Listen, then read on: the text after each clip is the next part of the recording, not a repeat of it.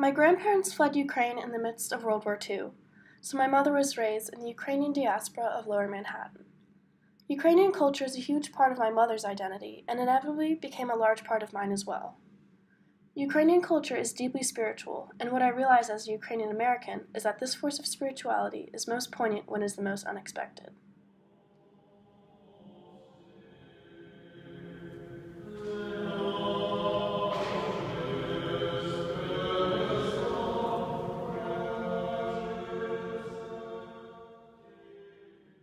The accepted definition of spirituality is the quality of being concerned with the human spirit or soul as opposed to material or physical things.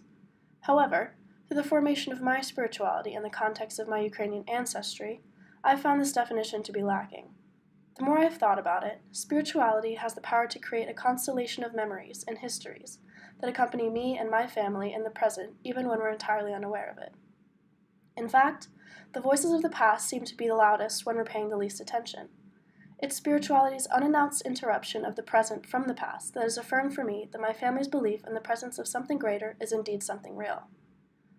My mother once told me a story about one of her visits to Ukraine, and one particular event stood out to me as a powerful example of the voices of our past intertwining themselves into our experiences of the present. I asked my mother to retell the story almost 27 years later.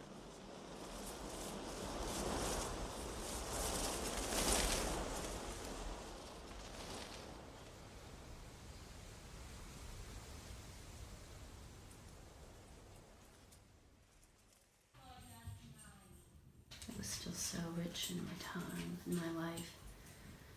And that was 22 years ago that I wrote this, so it was 27 years ago that this happened. And it's nice to revisit it with you. It was a very, very powerful time for me. I traveled to Ukraine for the first time. I wanted very much to visit various settings where my family had grown up, the stories they had shared with me. I had one cousin, her name is Dacia, wanted to take me to the village where my great-grandfather had built a church. I'd heard stories about my great-grandfather Gigachuk and the small little village of Roshircha. And so I'm kind of walking in my white linen pants and my pink turtleneck, and I've got my camera, and I'm just like snapping away pictures, coming closer and closer to the church. As I'm walking around, I hear this, and I'm going to embarrass you right now, but I hear this like swoosh, swoosh, and I'm like, what is that? And I look up, and it's this beautiful stork, and I'd never seen or heard a stork. And let me tell you, the sound they make with their wings is remarkable.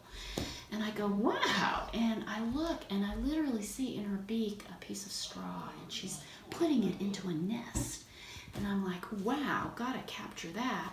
So I take a picture, and as I take that picture of that stork, I notice that it says Shkola, which means school. And I thought, oh, how cool, So I take another picture of her, kind of building this nest at the school, and it's got this nice, and again, it's like a late 19th century house with a beautiful porch. A few months later, I was traveling to Canada, where I had several aunts who were in their 90s as well.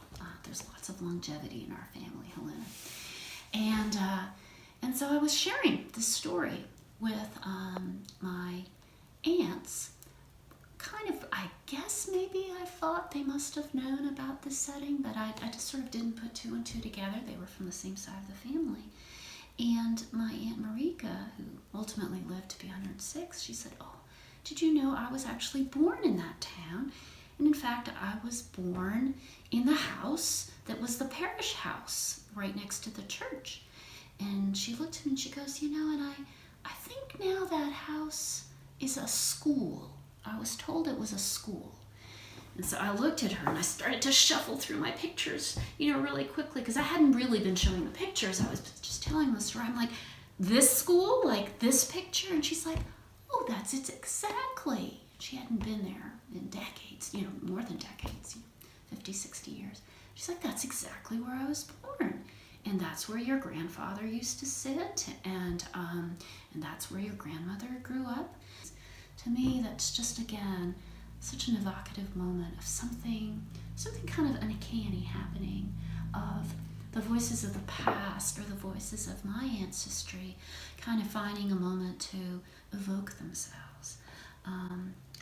I was able then to shift through my pictures, because I hadn't shared with you that I later went up that hill, up that kind of where the cemetery was, and was able to find the tombstone of my great-grandfather. I was just very touched by the whole mystical quality, which I kind of consider an important element of my spirituality, that there's something mystical, unexplained, that gets evoked. The ability to discern and hear aspects of my past that obviously I was there seeking, but that I was able, and you've probably heard birds are such known to be spiritual kind of entities. Often when people have passed away, those left behind might say, a cardinal came, or a particular bird began to sing near me. And there's a way in which sometimes birds might be that spirit, or might have for a moment be the